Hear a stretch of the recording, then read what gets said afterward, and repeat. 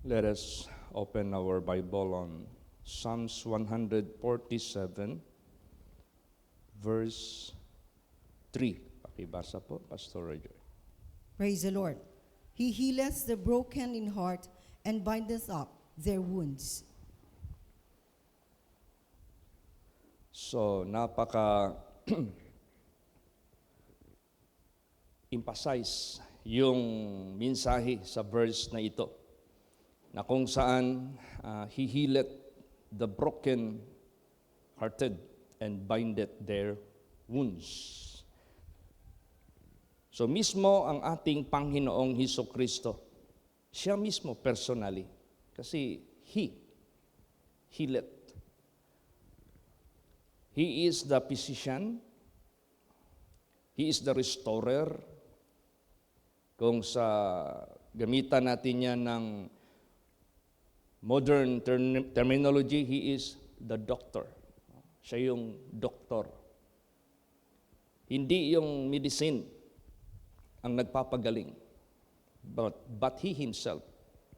Praise the Lord. Siya mismo. Hindi yung plants ang nagpapagaling, kundi siya mismo. Bakit? Kung hindi niya ito gagawin, walang magawa ang medicine, walang magawa ang plants. If gawa niya ito ng non-effect, dahil purpose niya hindi pagaling, hindi ka pagaling, hindi ka talaga gagaling.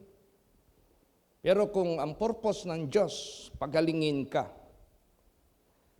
with or without those things, as long as He is the one that healeth you, gagaling ka.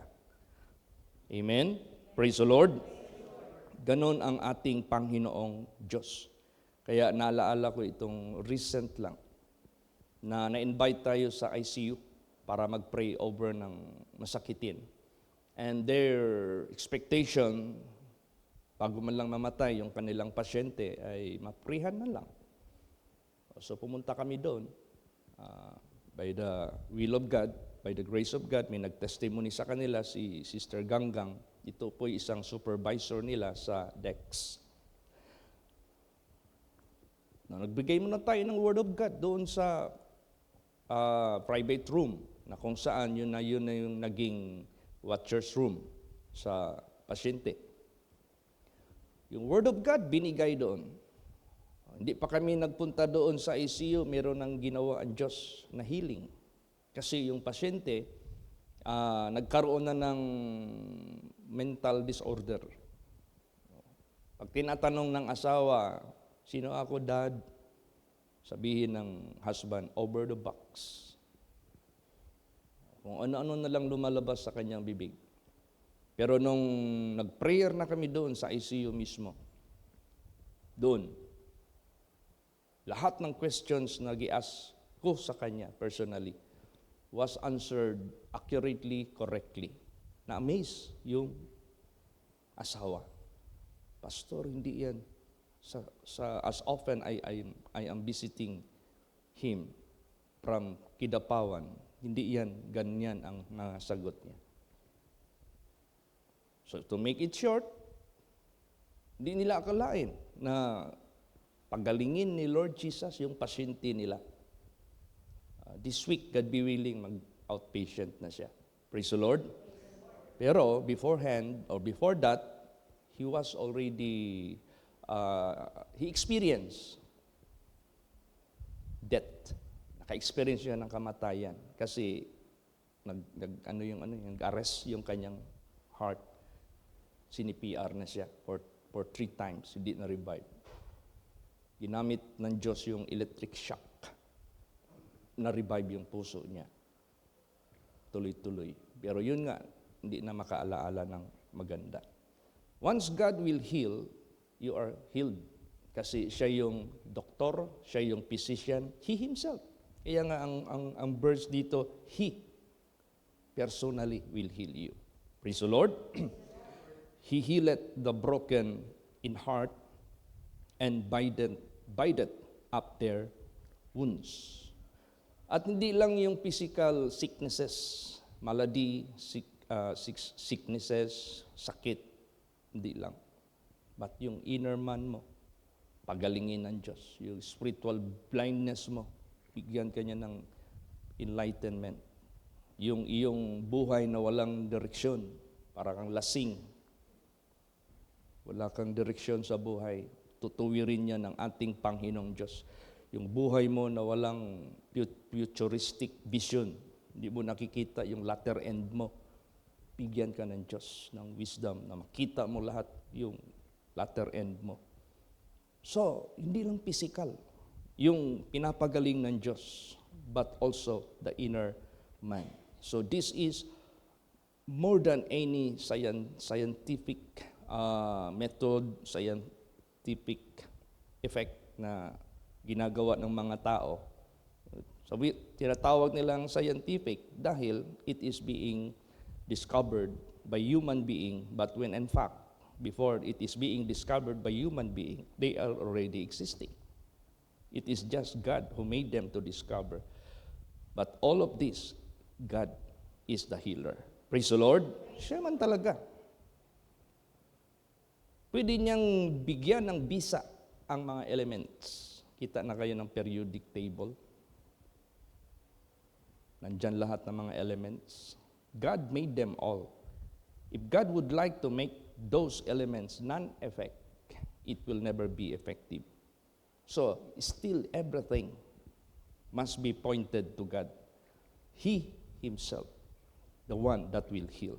Kaya sa ministry natin, huwag nating walain yung mensahe ni Lord Jesus Christ na pumunta siya dito sa sanglibutang ito para i-reach out yung mga unreachable. Sino ba yung mga unreachable? Yung mga naga-neglect sa Word of God. Yung mga naga-refuse sa Word of God. Bakit?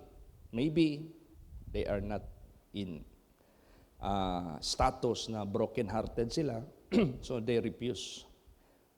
Pero gagawa ang Diyos ng paraan para sila tawagin. Tingnan mo si Paul. Paul was a strong personality. No, meron siyang strong personality. He used to go to fulfill the order of his superior. Ano yung order ng kanyang superior? Persecute the Christians. Persecute the believers and followers of Jesus Christ. Malakas siya. But God caused them to be blinded. God caused them to fail or to fall. Binagsak siya ng Diyos. Hinulog siya ng Diyos sa kabayo niya. Na binulag siya ng Diyos. So, he needs a healer. He needs a physician. Yun na, si Jesus Christ na mismo. Tinawag siya. Paul was matawag nating unreachable. Pero tingnan mo, when God called him, siya na yung nagre-reach out sa mga tao, lalo't na sa mga Gentiles. Tingnan mo. Kaya sa ministry natin, i-claim natin ang mga statements ni Lord Jesus Christ na liligtasin niya ang yung mga nawawala, yung mga mahihirap papaniwalain sa Diyos. I-open natin yan sa ating prayer, sa ating damdamin. Para sa ganon, gagamitin tayo ng Diyos. If we encounter those people whom God is calling, then alam na natin ano ang hakbang gagawin natin. We have to open the door for them na tatawagin sila ng Diyos. Basahin natin anong sinabi dyan. Alam mo, ito kasing mga broken-hearted. You know, there are so much situation na broken-hearted ang tao. Not only in love life, but also sometimes in any aspect sa buhay na dispirited ang tao. Matawag natin yung broken-hearted. Love life ba yan? Business ba yan? Family problem ba yan? Sa marriage ba yan? Sa relationship ba yan? Sa lahat ng anong-ano. Basta frustrated ka. Alam mo, yan yung maganda natin puntahan. Kasi yung frustration, yung broken-hearted na mga tao, matawag natin yung address na pupuntahan ng Panginoon Diyos para sila pagalingin. Praise the Lord. Alam mo yung address, kaya nga nung nauli si Pastora MJ. Siya na lang mag-isa ang magbiyahe last night. Dumating dito mga almost 12 na. So, baka hindi niya na-familiarize yung address. Kung sakaling mag-ask yung taxi driver saan siya magpunta, meron siyang address. So, gichat ko kaagad siya, Pastora, ito yung address. Naglagay pa ako ng ano doon, ng tawag yan, yung pinaka sign na diyan ka na malapit. Deca Homes Mintal, Phase 9C. Malapit ka dyan. Tapos yung complete address ng ating holy place, nilagay ko lahat doon. So yung mga broken-hearted, address yan ng Panginoong Diyos para puntahan sila. Praise the Lord. Pastor, nag-iimbento ko naman ng mensahin. Wala naman nata yan sa Bible. Tingnan natin kung hindi ba yan address. Basta. Luke 4:18 hanggang 19. Luke 4. Yung latest na pinadala ko. Praise the Lord. The Spirit of the Lord is upon me, because He has anointed me to preach the gospel to the poor. He has sent me to heal the brokenhearted, to preach deliverance to the captives, and recovering of the sight to the blind, to set at liberty them that are bruised, to preach the acceptable year of the Lord. Yan. Di ba? He hath sent me to heal the brokenhearted. He hath sent me. So you are being bound somewhere. Saan? Brokenhearted. So yung mga brokenhearted, address yan. Na kung saan bibisitahin sila ng Diyos through His servants. Kaya sa ministry natin, we have to be attentive to listen or to answer the call of the broken-hearted. So anong nangyari? Few days pa lang, nagbalita ng pamilya sa atin. Pastor, kinuna na ng oxygen si Daddy. Pastor, kinuna na ng NGT si Daddy. Ibig sabihin, nakakakain ng oral. Itong latest, Pastor, kinuna na ng catheter. Pastor, magki-clearance na kami. So yung stage ng kanilang nasa clearance na. Tapos, pag-pray ko doon sa ICU, meron mga pasyente doon. Meron doong binata na nahihirapan ng maghinga. Kasi Mindanao Heart Center itong na-confine sila. So lahat ng problema sa puso, mga pasyente nandyan, i-bypass operation, lahat nandyan, lahat. Yung mata ng mama, nakatingin sa akin. So tinitikan ko, gusto kong maghintay kung ano yung signal na isisend niya sa akin para handa akong comply. Sabi mo niya sa akin, Pastor, pwede mong prayan yung anak ko. Kasi naririnig niya yung pag-review ko, pag-pray ko. Sige. So nakita ko yung anak niya nahihirapan maghinga. Prayer kami doon. Bigay ako ng Word of God for short message. Then, pag-pray, umiyak yung bata. Yung binatilyo. O binata na. Sabi ko, kumusta ka na? Lumuwag yung pakiramdam ko. Gumaan. Ilang percent yung naramdaman mo dati na hindi ka pa naprihan, ilang percent ang nawala. Nagulat ako. Sabi niya, 100%. Praise the Lord. Ngayon, nag-online na sila sa Word of God. Tapos yung watcher ni Brother Tony Martin, yung unang naprihan ko, meron silang tinulungan na Tagala. Pag sinabing Tagala, Tagalusod. May pasyente yung husband niya. Heart problem din. I-bypass operation din. Doon man natutulog sa kung saan-saan lang. Yun lang mga upuan lang doon. Sabi niya na, Ma'am, hindi mo mamasamain, doon ka na lang matulog sa kwarto namin sa private room. Siyempre, baka mag-isip yung tao na, sino ba ito? Baka nakawan ako nito. So, sa kanilang pag-meet, na-realize ng babae na mabuting taong pamilya ito. So, naging close na sila. Nag-testimony na naman para prayhan yung kanyang At nung after nga sa prayer doon sa ICU, nagyaya na raw yung husband na umuwi. Praise the Lord. dahil gumaan yung pakiramdam niya. So, it is God who heals. Amen?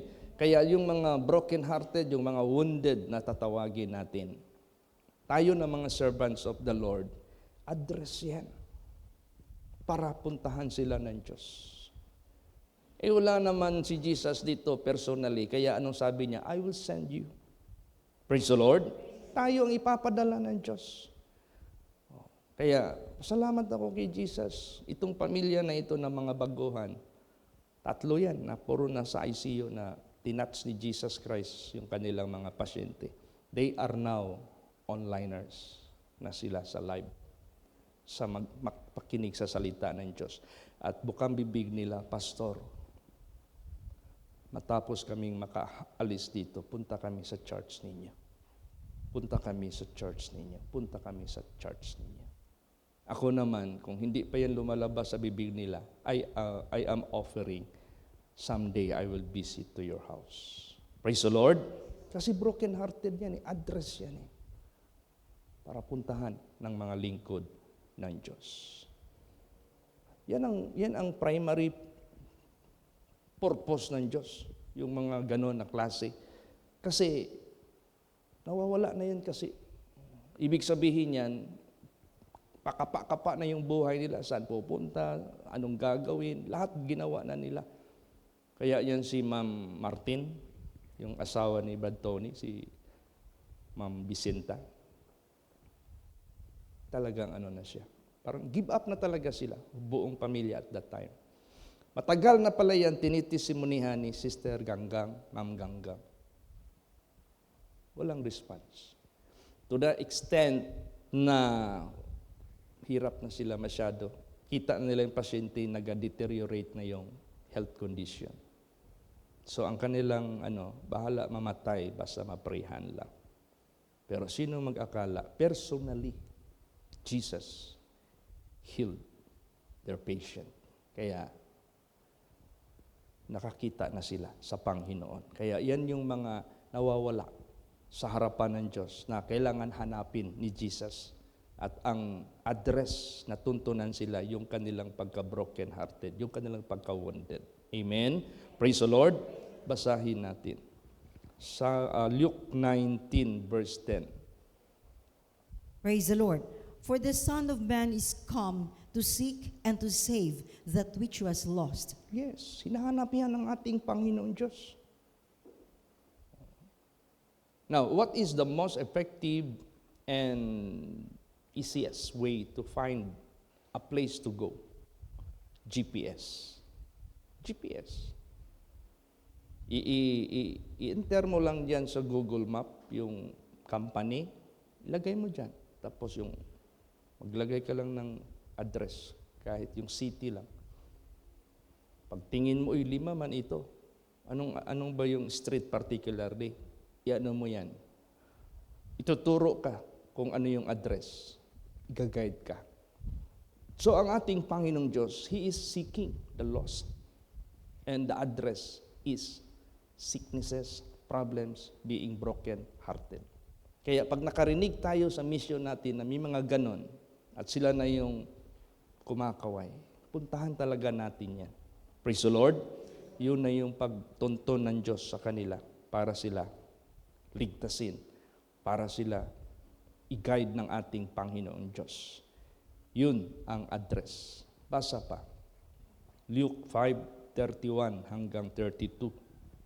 Praise the Lord. And Jesus answering said unto them, They that are whole need not a physician, but they that are sick. I came not to call the righteous, but sinners to repentance. Yes. Sickly people, sinful people, these are the people which our Lord Jesus Christ, whom He is seeking for and looking for. Ito yung hinahanap ng Diyos. Ito yung kanyang tinutuntun. Kaya tayo na mga lingkod ng ating Panginoong Diyos, talagang let us be attentive to listen these people na may mga sakit, may mga problema, o sabihin natin yung mga masasamang tao. Naalala niyo si Brad Dudo. I hope Brad Dudo could come. ngayon June 15. Ano ito wala nang barangay na magtanggap sa kanila doon, sa kanya sa Dipolog City. Dahil sa record niya, matawag na lang natin, demon-possessed na ito. Bakit? Kasi kung maghanap ng away ng kapitbahay, pag magalit siya, babasagin niya yung bote ng tanduay na lagi niyang iniinom. Tapos kinakain niya yung bubog. Ginagawa niyang chicharon, crispy. Now, normal pa ba yan? Hindi na. Ilang taon nang nasaksak niya, ilang taon nang lahat. Wala nang noted na siya. Di ba? Matatawag nating itong taong ito napakasama na tao. Pero kung sino pa yung napakasama, niligtas ng Diyos, binago ng Diyos. Grabe. Kaya nga, Jesus Himself, siya yung gumagawa niyan. Kasi sinabi niya yan Kaya tayo na mga anak ng Diyos, we should know, we should knowledgeable. Ano yung pinapagawa ng Diyos sa buhay natin? Sabi ng mga pamangkin, Pastor, di ka mahadlok. Notorious ba ito? Basig sagpaon ka ito, magwali ka. Kay di ra ba ito gusto na makadungog og mga wali? Kay kabalo ba mi ato? Suko ba ito dayon? Manumbag ba dayon to? Di ito mo respeto, Pastor. Sabi ko, di man niya ito gahuman niya sa Diyos. Ay, pagdating doon, tapang ng salita ng Diyos, wala na siyang nagawa. Pagdating namin doon, nanguna na si Jesus. Imbis magpunta siya sa bundok, pinaulan ng Diyos ang bundok malakas. So, stay siya sa bahay. Pagdating namin doon, nandoon siya. Hindi siya maka-escape. Testimony niya, kung hindi umulan, wala ako dito. Nandoon ako sa bundok. Pero dahil umulan, nandito ako. So, kung si Jesus nanguna sa taong iyan. Tingnan mo, God saved his life. Once upon a time, was a drunkard. But now, even a single glass of wine, hate na niya. Praise the Lord. Bakit? Binigyan siya ng aral ng Diyos. Minsan, after sa prayer, akala niya walang effect yung prayer natin. Pagbaba niya doon sa baryo, nandoon na yung kasesyon niya lagi sa inuman. Tinawag siya, Imuni. Pagtanggap niya ngayon, pag gano'n niya, biglang may pumasok na fume. Siyempre, alcohol yan pumunta sa puso niya. Yung puso niya parang piniga na napakasakit. Di niya nainom. Sabi niya, di na ko, uwi. Tagam. Sige. Binabago siya. Kaya si Jesus personally, siya yung maghanap sa mga nawawala, yung mga broken-hearted. Praise the Lord. Kaya tayo na mga servants of God, alam natin anong address, saan tayo pinapapunta ng ating buhay na Diyos. Ano pa? Basa. Luke 15:32. Praise the Lord. It was meet that we should make merry and be glad, for this thy brother was dead and is alive again, and was lost and is found. Yan. Ito yung prodigal son. Napaka-samang anak. He took the inheritance in advance from his father. Then he went to a riotous living. After na naubos lahat ang pera, he experienced a sad experience. Kumakain na siya ng pagkain kasama sa mga swine. Sabi niya, during my time when I was yet in my father's house, I never experienced this. Ano na lang kaya, uwi na lang ako. I will beg for mercy from my father. Don't count me anymore as your son. Basta makauwi lang ako. Count me as one of your servants. Prodigal son. Napakasamang anak. Pero naligtas. Praise the Lord. Yan ang hinahanap ng Diyos. Yan yung address na puntahan ng mga lingkod ng Diyos. Ipapadala ka ng ating Panginoong Diyos doon. Kaya be aware of that. Gusto mo na yung simbahan mo, madagdagan ng mga kaluluwa. Pray tayo sa Diyos, Lord, i-lead mo ako doon sa address na gusto mong ipadalhan sa akin. Na intindihan ko yung address. Ito yung mga broken-hearted at saka yung mga nawawala ng landas. Yan. Pray ka ng buong puso. Darating na lang yung invitation. Darating na lang yung ano. Huwag kang matakot, hindi mauubos. He healeth. Pag sinabing he healeth, he heals. Ibig sabihin yan, that is continuous. That is present and onward. Praise the Lord. Kahit, tingnan mo yung sa ICU, kahit maubos mo yung mga pasyente, magpa-pray dyan. Pagkalingin lahat ni Lord Jesus, kaya lahat ng mga bukang bibig na naprehan doon sa ICU, puro amazing talaga. Makikita mo talaga. Ma-amaze ka talaga. Kaya, to God be the glory. Pasalamat tayo sa ating Panginoong Diyos. Doon kasi yung ano ng Diyos address niya. Paano yung mga walang sakit? Paano yung walang... Alam mo, maraming mga tao na if they are in comfortable status, hindi nila hinahanap ang Diyos.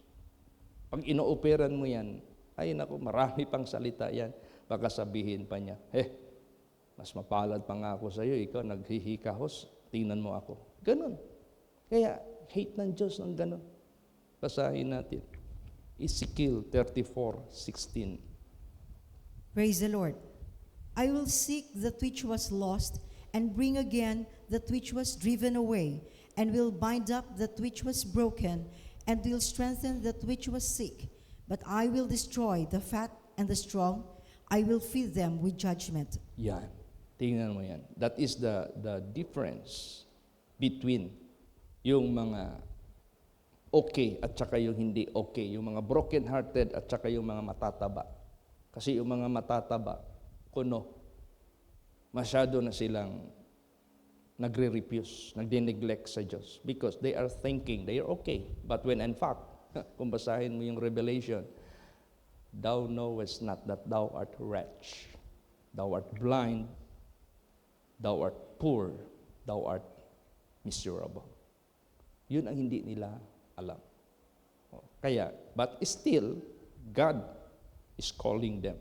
Tinatawag pa rin sila ng ating Panginoong Diyos.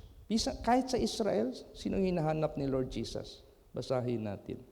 Matthew 10:6. Praise the Lord. But go rather to the lost sheep of the house of Israel. Lost sheep of the house of Israel. Yun ang hinahanap niya. Yung mga Pariseo na mga expert sa batas, faithful sa batas, loyal sa batas, hindi yun. Ang hinahanap ni Lord Jesus Christ, sila pa nga yung nire-rebuke niya lagi, mga hypocrites kayo, para kayong mga puti sa labas pero sa loob puno ng kabulukan. Mga matataas ba ang garbo? Pero yung mga nawawala, yun yung hinahanap ng Diyos. Yung mga blind, yung mga cripple, lahat ng mga sinners, hinahanap yan ng Diyos. Tingnan mo, saan niya itinoon yung kanyang sacrifice na magpakamatay siya sa cross para lang sa kaligtasan? Saan niya yun iginawad? Kanino niya igagawad? Basa. Romans 5:6. Praise the Lord. For when we were yet without strength, in due time Christ died for the ungodly. Yes, wala pa tayong lakas. Nandyan pa tayo sa ungodliness. Tayo yung kanyang pinakamatayan. He died for us. Kaya, ganun din ang gagawin niya onward. Kaya yung mission na binigay ni Lord Jesus Christ sa atin, yung address, kailangan talaga natin yan puntahan. Amen? Praise the Lord. So, the brokenhearted and the wounded, these are the addresses. Doon ka ipapadala ng Diyos. May tao dito na nag-testimony how God changed his life. Kasi nawawala siya sa house of Israel. Basahin natin anong testimony niya. 1 Timothy 1:13 hanggang 16. Praise the Lord. Who was before a blasphemer and a persecutor and injurious, but I obtained mercy because I did it ignorantly in unbelief. And the grace of our Lord was exceeding abundant. And the grace of the Lord was exceeding abundant with faith and love which is in Christ Jesus. This is a faithful saying and worthy of all acceptation, that Christ Jesus came into the world to save sinners, and of whom I am chief. Howbeit, for this cause I obtained mercy, that in me first Jesus Christ might show forth all long-suffering for a pattern to them which should hereafter believe on Him to life everlasting. See, grabe yung privilege ng Diyos sa buhay ng mga taong makasalanan na nawawala ng landas. A persecutor. Kung baga pa, his direction was against the direction of God. But God saved him by the grace of God. Like si Brother Karting, tinan mo si Tatay Karting. Dating lasinggo yan. Nag-backslide siya sa panahon ni Pastor Samuel Gabriel, ni Sanchez, ni Kibuloy. Nung nagsama-sama pa yan sila doon sa Kitbog. Nawala siya. Balik siya sa bisyo niya. So, sa Pangawan mismo, sa Magpet, ilado na siya na palahubog. Pag mag-uwi doon sa bahay nila, hindi magdaan doon sa karsada, magdaan doon sa shortcut. Eh, alam mo naman, pag shortcut, napaka-steep yung daan. Magdala yan ng, maliban lasing na, may karga na, kargado na ng tuba, yung kanyang katawan, lasing na nga eh. Magdala pa yan ng 2 galon na puno ng tuba. Mag-akyat doon para mag-uwi. Ngayon, minsan madulas yan. Mag-ano yan siya? Magligid-ligid ba? Ano yung sa Tagalog? Magligid-ligid?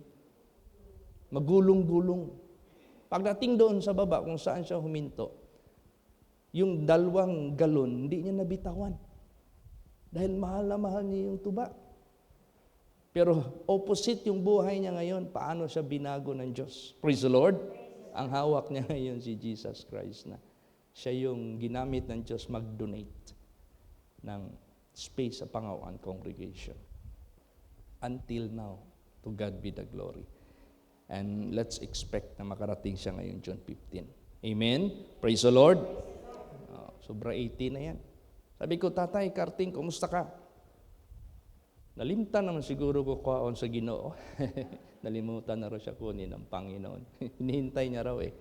Sabi ko, ay lang good tayo, kaya napay purpose si Jesus. Pero nakakaakyat pa ng durian tree, avocado tree, para mang-harvest. Malakas pa si Tatay Karting. Kaya, ganun, yung mga injurious, yung mga persecutor, yun yung tinatawag ng Diyos. Kaya huwag tayo matakot pag may mag-invite sa atin ng mga ex-convict, yung mga killer, yung mga noted na mga naughty. Ay, huwag kayo matakot dyan. Si Jesus, address yan para puntahan natin. Basta may invitation. Amen? Praise the Lord. Last verse, kung meron pa ba tayong gagawin na pupuntahan. Sige. Hebrews 7:25. Praise the Lord. Wherefore, He is able also to save them to the uttermost that come unto God by Him, seeing He ever liveth to make intercession for them. Praise the Lord. Yan, marami pa tayong pupuntahan. There are so much addresses dito sa mundong ito na pupuntahan natin. Wherefore, He is able also to save. Pag sinabing to save, that is future tense. Praise the Lord. To the uttermost, sa kadulu-duluhan, kahit saan mang mundong ito, na lalapit sa Diyos by Him, by Christ, seeing He ever liveth to make intercession for them. Pag sinabing intercession, praying for them. Naga-intervene, naga-intercede para sila iligtas. Ngayon, we are workers of God, so tayo ipapadala ng Diyos. Kaya mark this message para sa ganun, madagdagan yung mga members ninyo sa kongregasyon ninyo. Hindi kay paramihin natin yung number of the members for the sake of gain or whatever. No. let us fill up heaven with the souls of men. Punuin natin yung langit as much as possible. Although hindi man natin ma-expect na so much marami, kasi the Bible says, fear not little flock, but let us listen to the address. Praise the Lord, yung mga broken-hearted. Sabihin mo, mag-pray ka, Jesus, gamitin mo yung mga membro ko na hindi sila mahiya, mag-testimony. Jesus, gamitin mo yung membro ko na maka-reach out sila ng mga broken-hearted, na mga wounded, na mga misakit. Then send me there, Jesus. Ipadala mo ako doon. Alam ko, ikaw ang nagpapagaling. Alam ko, ikaw ang nag-bind sa mga wounded na yan. Introduce the Word of God. Introduce Jesus Christ sa buhay nila. Makikita mo yung pagka-the same yesterday, today, and forever ng ating Panginoong Hesukristo. So, He healeth the broken in heart and bindeth up their wounds. Let us be attentive to hear these people. Puntahan natin sila. Huwag kang mag-atubiling pumunta. Dahil yan yung mission na binibigay ng Diyos sa atin. Hinahanap niya talaga yan. Yan yung purpose niya. Yan na ang gusto ng Diyos. Puntahan, pagalingin, ligtasin sa kanilang pamumuhay. Kaya let's pray na itong pag-testimony ng mga anak ng Diyos. Continuous yan. Sino pang mag-invite sa atin if no one will tell them? If no one will testify the power of God? Yung testimony mo lang, huwag kang mahiya. Kahit sino yan sila, mapobre sila, mamayaman sila, mamalayo sila, mamalapit sila. It doesn't matter. To the uttermost nga eh. Amen? Praise the Lord. Dahil magamit ni Lord Jesus Christ yung ating mga churches. O sino yung mga nandoon malapit, we can endorse to them. O sino yung nandyan, ma-endorse natin sa kanila. Kaya salamat tayo sa Diyos na lagi niya tayong pinapalalahanan sa address na dapat nating pupuntahan. Amen? Praise the Lord. Magsitayo po ang lahat.